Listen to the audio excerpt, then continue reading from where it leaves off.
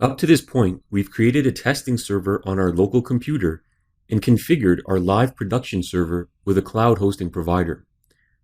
In this section of the course, we'll show you how to use an FTP agent to transfer files from your local web directory to your production server.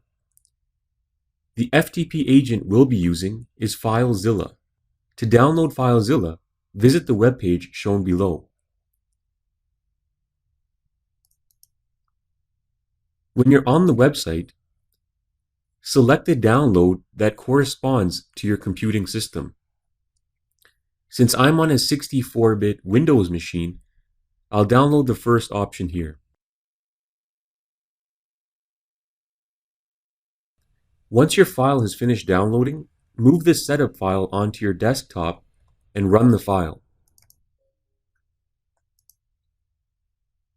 If you're on a Windows platform and you do get an error when you try to run the setup file, just right-click and make sure you select Run as Administrator. You'll need administrative privilege to execute the setup file. Once the setup interface opens, you'll be prompted to agree to the license agreement. Just go ahead and click I agree.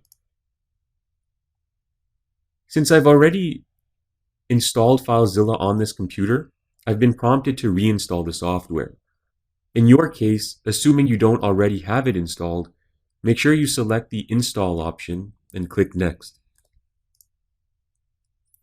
Select which users will have access to FileZilla on your computer. When prompted to choose the components to install, place a check mark in all of them, including the last check mark. This will create a shortcut on your desktop that we'll be using to access the program. Now select the folder where your program files are stored, typically the program files directory. Then click Next.